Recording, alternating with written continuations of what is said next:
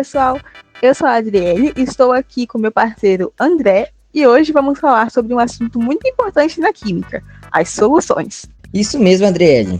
As soluções estão presentes em nosso dia a dia e são fundamentais para entendermos muitos processos químicos. E por isso, vamos abordar vários tópicos relacionados a esse assunto, desde a definição de solução até a mistura de soluções com solutos diferentes e com o íon em comum. Vamos começar pelo básico. O que é uma solução? A solução é uma mistura homogênea, ou seja, uma mistura onde não é possível distinguir os componentes a olho nu. E essa mistura é composta por um soluto e um solvente. O soluto é a substância que é dissolvida e o solvente é a substância que dissolve o soluto. E essa definição é importante porque as soluções são muito importantes na química e em nossa vida cotidiana. Dispersões são sistemas nos quais duas ou mais substâncias são misturadas, mas não formam uma mistura homogênea. Nesses sistemas, as partículas do soluto são distribuídas de forma não uniforme na fase solvente. As dispersões podem ser classificadas em três tipos principais: soluções, coloides e suspensões, com base no tamanho das partículas dispersas e na estabilidade do sistema. Na solução, as partículas do soluto estão dissolvidas em nível molecular no solvente. Já no coloide, as partículas do soluto são maiores que as da solução, mas ainda assim não sedimentam rapidamente. E na suspensão, as partículas do soluto são maiores e sedimentam com facilidade. E saber identificar esses tipos de dispersões é importante para entender a concentração das soluções. Agora que já sabemos o que é solução e suas dispersões, vamos falar sobre a concentração das soluções. A concentração é uma medida que indica a quantidade de soluto presente na solução. E essa medida pode ser feita de várias formas, como veremos nos próximos tópicos. A concentração comum é uma das formas de expressar a concentração da solução. Ela é dada pela massa do soluto em gramas dividida pelo volume da solução em litros. Ou seja, concentração comum é igual à massa do soluto dividido pelo volume da solução. Essa medida é bastante utilizada em laboratórios e indústrias. Outra forma de expressar a concentração de uma solução é por meio da quantidade de matéria presente em determinado volume da solução, expressa em mol por litro.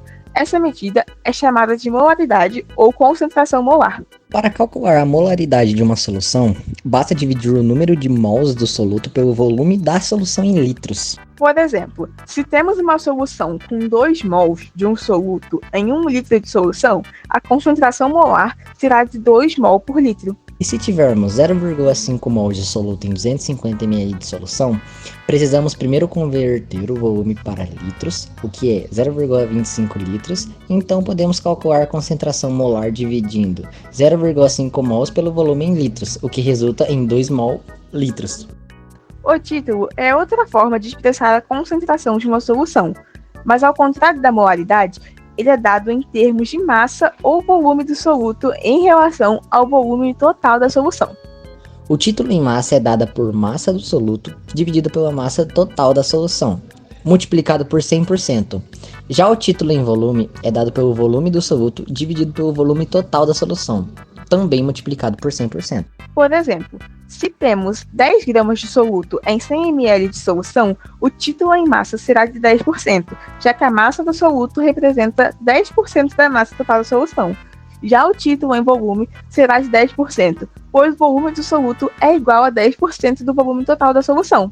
O título em percentual também pode ser dado em relação à molaridade da solução, dividindo a quantidade de matéria do soluto pela molaridade e multiplicando por 100%. Por fim, temos a medida em partes por milhão, ou ppm, que é usada quando a concentração de um soluto é muito baixa. A medida em ppm é dada pela razão entre a massa do soluto e a massa total da solução, multiplicada por 1 milhão.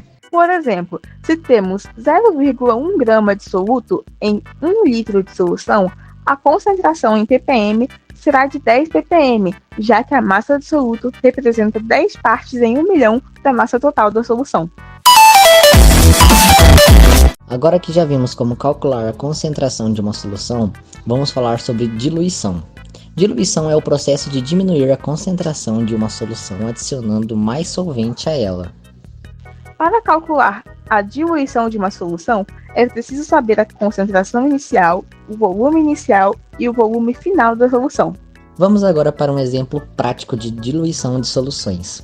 Imagina que temos uma solução com concentração de 5 mol litros de NaOH.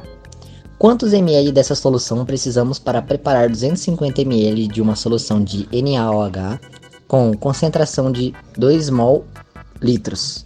Bom, para calcular a quantidade de solução que precisamos para preparar a nova solução, podemos usar a fórmula da diluição, que é a seguinte: C1 vezes V1 é igual a C2 vezes V2, onde C1 é a concentração da solução inicial, V1 é o volume da solução inicial, C2 é a concentração da solução final e V2 é o volume da solução final. Isso mesmo, Adriele. Então, vamos substituir os valores na fórmula. C1 igual a 5 mol litros, V1 igual a X, quantidade que queremos descobrir, C2 igual a 2 mol litros, V2 igual a 250 ml. Agora basta isolarmos o valor de X na equação. Vamos começar dividindo os dois lados por 5. C1 vezes V1 é igual a C2 vezes V2, 5 vezes V1, que é igual a 2.250. Isso mesmo. Agora vamos multiplicar 2 por 250 e dividir por 5. 5 vezes V1 é igual a 500. V1 igual a 100 ml. Então, para preparar a nova solução de NaOH com concentração de 2 mol por litro, precisamos diluir 100 ml da solução inicial de 5 mol litro em água até completar 250 ml. Agora, vamos falar sobre mistura de soluções. Imagine que temos duas soluções de NaCl, ambas com concentração de 2 mol litros, uma com 250 ml e outra com 300 ml. Se misturarmos essas soluções, qual será a concentração final? Nesse caso, podemos usar a fórmula de mistura de soluções, que é a seguinte: C final é igual a C1 vezes V1 mais C2 vezes V2, dividido por V1 mais V2, onde C1 e C2 são as concentrações das soluções iniciais, V1 e V2 são os volumes das soluções iniciais e CF é a concentração final. Isso mesmo, Adriele. Então, vamos substituir os valores na fórmula. C1 igual a 2 mol litros, C2 igual a 2 mol litros, V1 igual a 200 ml, V2 igual a 300 ml.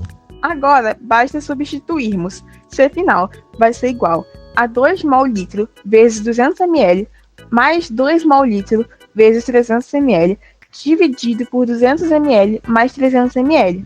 E agora, vamos resolver essa equação. C final, 2.400 dividido por 500. C final, 4,8 mol litros. Portanto, a concentração final da solução de NaCl será de 4,8 mol por litro. Agora, vamos abordar um outro tipo de mistura de soluções, que ocorre quando misturamos soluções com solutos diferentes, mas que possuem um íon em comum. Isso é muito comum em nosso dia a dia, especialmente em processos de tratamento de água, onde é necessário retirar impurezas como sais e metais pesados. Exatamente, Adriele. Vamos pegar como exemplo a mistura de uma solução de sulfato de cobre, CuCO4, com uma solução de cloreto de sódio, NaCl, que possui o íon comum de cloreto, Ci negativo. O que acontece quando misturarmos essas soluções? Vamos entender passo a passo. Primeiro, precisamos escrever as equações químicas para ambas as soluções. A equação para a solução de sulfato de cobre é CuSO4, que vai ser igual a Cu2 positivo mais SO42 negativo, enquanto que a equação para a solução de cloreto de sódio é NaCl, que vai ser igual a Na positivo mais Cl negativo. Isso mesmo. Agora, quando misturarmos essas soluções, o íon cloreto estará presente em ambas as soluções, e por isso ele não sofrerá alteração na mistura, mas os outros íons sim. Isso mesmo, André. Na mistura, temos então Cu2 positivo mais SO42 negativo mais Na positivo mais Cl negativo, que leva à formação de um precipitado de sulfato de cobre, CuSO4, e a solução restante é composta por Na+, e Cl-. É isso mesmo, Adriele. E assim podemos observar que a mistura de soluções com solutos diferentes e íons comuns podem resultar na formação de precipitados ou outras reações químicas interessantes. Isso mesmo, André. É importante lembrar que o estudo das soluções e das suas propriedades é fundamental para diversas áreas, desde a indústria química até a biologia e a medicina. E com isso, chegamos ao final de nossa aula sobre soluções. Esperamos que vocês tenham aprendido bastante e que possam utilizar esse conhecimento em seu dia a dia. Obrigada pela atenção e até a próxima. Próxima.